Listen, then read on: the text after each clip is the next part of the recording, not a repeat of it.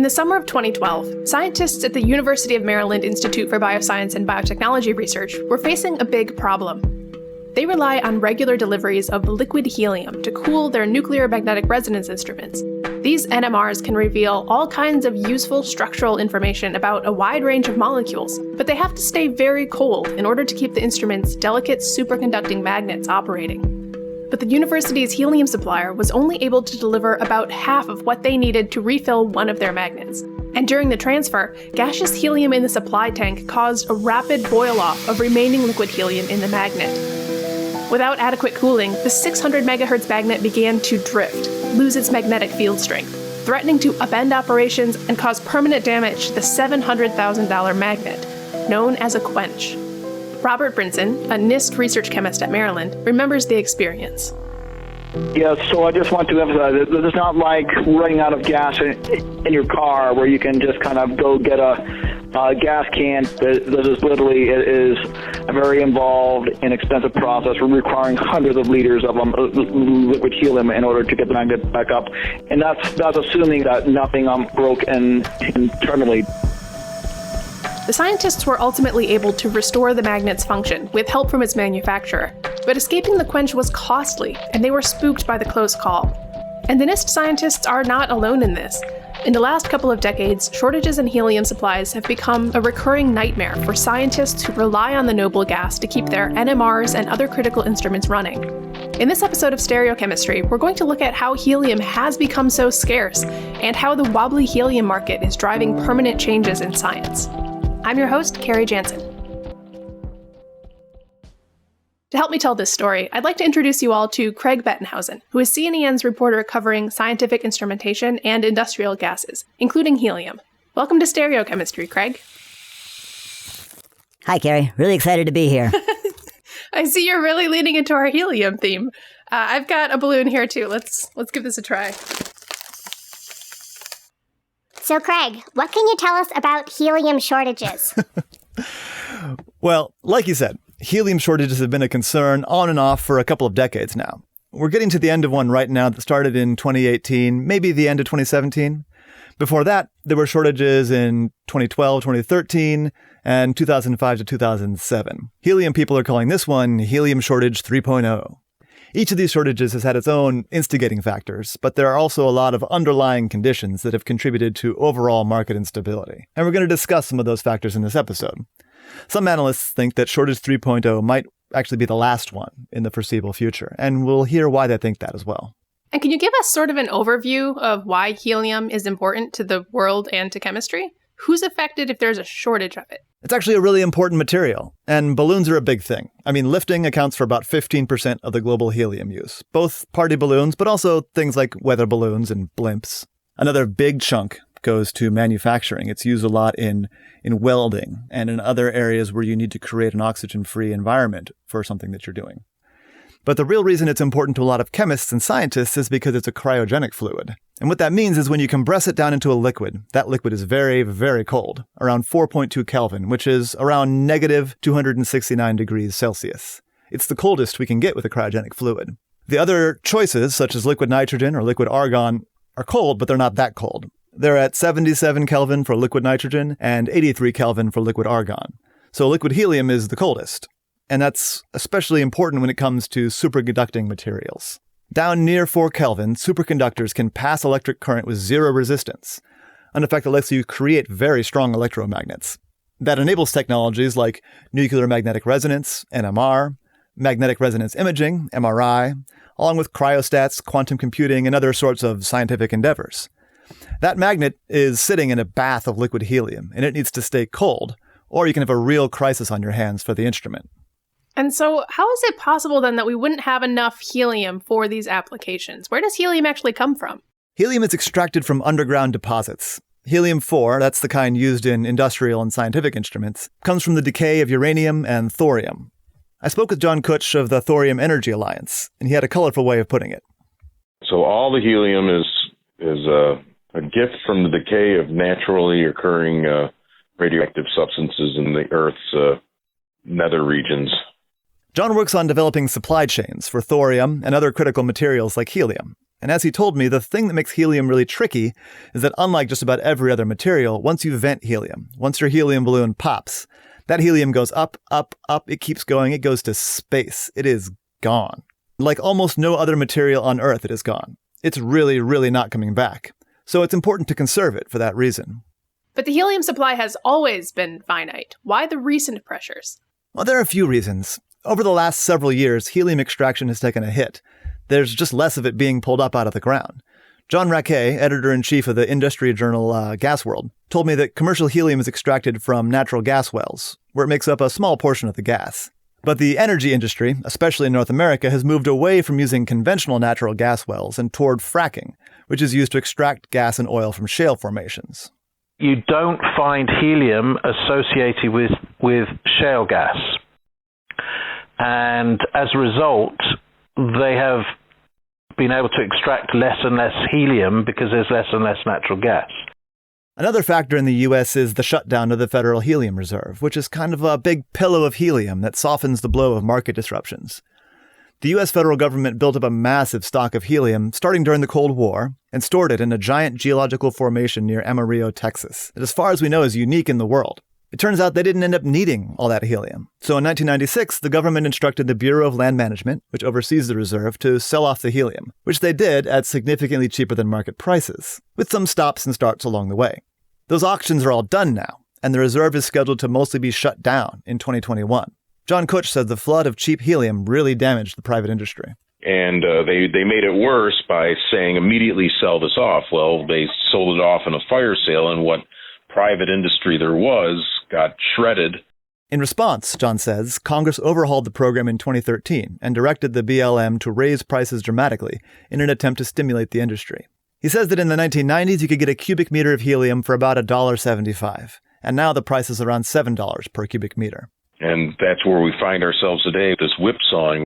So the U.S. has less helium being produced. It just finished a 24-year program of dumping a huge amount of helium onto the market at low prices, and it's about to remove a central cog in its helium infrastructure. It's a big disruption. It's causing a lot of uncertainty, instability, and most recently, an actual shortage where some people weren't getting all the helium that they needed. And everyone is paying prices they do not like. So these factors that you've just described are affecting helium supplies in the U.S. What's the state of the global helium market? The U.S. isn't the only global source of helium, right? Right, so for some time, the U.S. has been supplying about 30% of the global helium. But there are other sources. Algeria and Qatar are producing helium. They're part of an existing supply chain. And there are also resources being developed in Tanzania, Canada, and Russia. But those supplies aren't online yet. So we're coming from this regime where the global supply was really buffered by this U.S. Federal Helium Reserve into a regime where there'll be these different geopolitical powers that are controlling the helium supply. And that could lead to artificial shortages. For example, the most recent shortage was caused in part by a Saudi Arabian blockade of Qatar. Qatar is a major helium producer. So that makes people nervous. And when there's a pinch on helium globally, what does that look like, besides maybe sad kids at birthday parties who can't have balloons? Yeah, I mean, you do lose the balloons, but that's not as big of a deal, really. One thing that you see in the most recent shortage, which once again is from like 2018 to the beginning of this year, is it mostly took the form of price increases and quotas or allocations, by which I mean people not getting as much helium as they would like. They didn't have a free hand with their helium. I spoke with Martha Morton, who manages a handful of helium drinking instruments as Director of Research Instrumentation in the Chemistry Department at the University of Nebraska-Lincoln. Here's how she describes the experience. Most people were reporting spikes in prices and that they were receiving dewars that were 80% full. My vendor actually looks after me, and if I say I'm going to need helium in a week, they try to bend over backwards to get at me. So in 2018, when all the shortage went through, they sent out an email saying, we need 20 days lead time. So I've gone to giving them 60 to 90 days lead time because I have 4 NMR magnets and a Bruker FTMS. I go through about 1,700 liters a year. Most people were able to get the helium they needed, but it was stressful, it was uncertain, and it was expensive. And as we mentioned, helium shortages can threaten important equipment. The NIST folks barely dodged a quench. Sophia Hayes, a chemistry professor at the Washington University in St. Louis, Says others have had to beg for helium from nearby institutions, and others still have lost instruments. And that's not what you want to be doing with your time as a scientist. You want to be doing the experiments, not barely keeping your instruments alive. The shortages have also caused instrument installations to be delayed, putting funded, long-planned investigations on hold. See, even if people could get their regular supply of helium to keep their existing instruments going, they couldn't get this big delivery that they needed to cool the magnet down in the first place. A really interesting effect was that these shortages, this instability, has led a lot of users to look critically at how they use their helium, often leading them to invest in technology that reduces their helium use or, in some cases, eliminates it entirely.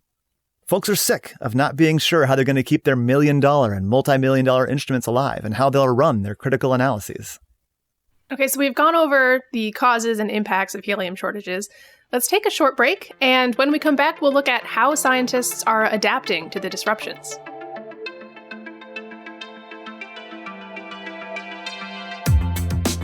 Hey everyone, Gina Vitale here. I'm an assistant editor at C&EN. The last 10 months have seen a flood of new information about the coronavirus responsible for COVID-19, and our understanding of the virus is constantly evolving. The C&EN team is working hard to keep you up to date on news related to the COVID-19 pandemic, and we've collected all of those stories in one place at cenm.ag/coronavirus.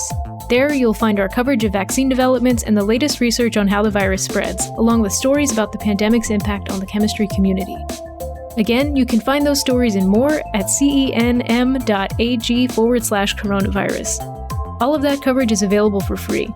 If you'd like to support our nonprofit journalism with a donation, you can do so at cenm.ag/donate. We'll post both those links in this episode's description.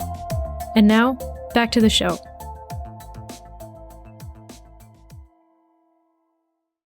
So, Craig, you were saying that many scientists are looking for ways to escape the uncertainty and anxiety around helium supplies. Yeah, and we've seen a lot of labs using new equipment to help reduce their helium needs. Right, let's talk about some of those technology innovations, because in most cases, those weren't temporary changes, right? Right, and a good example of that is what's going on with gas chromatography. So in gas chromatography, which chemists use to separate the components of a mixture, you have an analyte of some sort being pushed through a column by a gas, and helium has been the dominant gas in that for a long time. That's because the technology matured while helium was cheap and readily available. So a lot of these gas chromatography methods were developed based on using helium as the carrier gas. Now, however, helium is not all that cheap, and it's not all that reliable. It's gotten to the point where things like hydrogen gas and argon are competitive on cost. It's raised some new questions for scientists about whether helium is actually the best gas for the job. Ed Connor from Peak Scientific, which makes nitrogen and hydrogen generators, told me he's seen a surge of interest from labs looking to switch their GCs to hydrogen. Not only is hydrogen easier to come by, but Ed says labs may be able to get a performance boost as well. And he says that once customers switch over to hydrogen, there's not much benefit to switching back. These hydrogen generators, they cost between $5,000 and $20,000, depending on exactly what you need. And that's not chump change, but if you can get out of a troubled supply chain and potentially double your throughput, that can really be worth it. So in the case of GC, people sidestepped potential supply issues by doing away with helium entirely, and it sounds like they're unlikely to go back. What about other instruments, like the ones that use helium to cool a magnet? Yeah, so superconducting magnets are important for both NMR instruments and for MRI, the medical imaging technique. For both of those, the focus has been on reducing the amount of fresh helium they need to operate. And there have been some pretty significant strides in that area. John Raquet shared some interesting numbers with me about how MRI magnet tech has changed. Typically, it used to take 5,000 liters of liquid helium to cool down an MRI magnet, each one. And then every year, you had to top up the magnet with some more helium, right, to keep it cold. And typically, you could use up to 2,000 liters a year. These are the older magnets, a year for topping up the MRI units. Okay, so you can see quite a bit of helium is involved just in manufacturing and servicing the MRI units. Today, they can cool down an MRI unit with only 50 liters, 50 liters of helium, compared with 5,000. Those magnets then MRI units only use between 300 and 400 liters every 3 years. They used to use 2,000 a year, right? So that's an example of a technology shift in application that has reduced the the amount of helium per magnet and for maintaining that magnet. Some instruments now require no new helium after the initial installation, thanks to improved insulation and integrated cold heads to recondense the helium. And you can get smaller MRIs from medical samples that are cryogen-free, cooled with heat exchangers. It's only recently that there's been a demand for these adaptations, but instrument makers are starting to deliver on that technical front. For NMR, it's a little trickier. If you look at MRI versus NMR, the NMR is a lot more detailed in the chemical information it's giving you. You're looking a lot closer. MRI, in a lot of respects, is looking for the presence or absence of a signal, whereas NMR is looking in very intricate detail about that signal. With NMR, you're able to tell things like, how close is this hydrogen to this nitrogen 4 carbons down the chain? At that level of detail. It can't tolerate a compressor turning on and off nearby. So instead, these places are looking at helium recycle and recovery systems, and that's kind of an exciting thing. Rainer Kummerle, head of the NMR operations for Bruker BioSpin, says helium woes have been on the company's radar for a while. We were starting to look into solutions to address the dependence on helium already in the early 2000s. That was actually one of my first projects. Rainer was part of a team that developed what the company calls ion magnets. They have a closed-loop system that recondenses the evaporated helium using a 2-stage process. So that was one solution, and it took about 10 years of development before we brought this system out to the market, and that was actually in April 2013. Rainer says that currently those systems make up only about 1% of the company's NMR sales. Although cutting way back on helium use is an advantage where regular liquid helium delivery is impractical or undesirable, right now the systems are expensive to buy and to maintain. So it's really a carefree solution, but it's a relatively expensive solution. But Bruker's direct recondensing system is just one way to recover helium. The most common system uses basically a big balloon. You're going to fill a big helium balloon from the helium that boils off of your system, either as it operates or as you're filling it. That's a large room-sized balloon that you're filling. And then you have a liquefier system that's going to pull out of that balloon, reliquefy that down into liquid helium, and then that can be recycled back into a dewar and reloaded back into the instruments. There are also some systems where you can capture it and pump it down into a medium pressure cylinder, but that isn't quite as good because then you have to find a gas supplier who's willing to buy that back from you and reliquefy it themselves. And a lot of gas suppliers aren't interested in doing that. And so how widespread are these recycling recovery systems now? They're catching on, for sure. A small system might cost $150,000, and that would go up to $2 to $3 million for one that can support a larger array of instruments all at the same time. NIST is asking all its helium users to get recycling systems. The NMR facility there we heard about earlier is in the last stages of procurement for that. In some cases, you can even get financing from the Bureau of Land Management. Now, some of the bigger universities have had these systems for a little bit longer. I got to tour the helium recycling system in the basement of the Johns Hopkins Physics and Astronomy building in Baltimore in September. Their system, which they installed in 2012 in response to the earlier shortage, collects helium from several instruments throughout the building. Here's what it sounds like liquefying helium. They're growing in popularity in academia as deans, department heads, and funding agencies cotton to the idea. There were several different systems I found when I was reporting this that were installed recently. A handful of systems were inspired by the 2012-2013 shortage and had it ready to go by the time this one hit. Others are working on it now. If you're careful and if you're doing it right, you can actually serve many, many instruments with one helium recovery system. And that's where it really starts to pay itself off in a fast way. Multiple scientists told me I should emphasize that saving money on helium fills is not always the primary driver for the investment. Yale's chemistry department got a recovery system in 2013, and NMR facility manager Eric Paulson told me about the case they made to the university. It's really the right thing to do because helium is the most non-renewable resource we really have here on Earth as far as I'm concerned. So when we run out of helium, we're going to be in serious trouble. That may not happen too soon, but I think that it's good to conserve it if we can. And then the other, probably more practical justification is that we look at our recovery system as sort of an insurance policy against disruptions of the helium supply and instability. Because with our recovery system, we can easily go on the order of a year without having to buy any liquid helium. Whereas without the recovery system, if we couldn't get helium for a month or two, we'd be in serious trouble because there'd likely be a magnet that we need to fill or have to be energized. In terms of the cost justification, you can easily say, well, if there's a disruption that causes us to either shut down or damages a magnet and we have to replace it or re-energize it, just a single case of that could easily equal the cost of installing the recovery system. So I feel much less anxiety when the disruptions come about now than I did before we had the recovery system. It's not like it could never affect us, but it would take a very serious disruption to have an impact on us. The experts I talked to predict that incorporating helium recovery systems is increasingly going to be just the way these facilities are built. And once they're in, the users aren't going to go back, for all the same reasons as GC. The people who are actually managing the facilities love not having to worry about whether or not they're going to be able to get their helium. So it sounds like the threatened helium supply prompted some changes that will actually benefit science in the long run. The recycling systems make life better for scientists.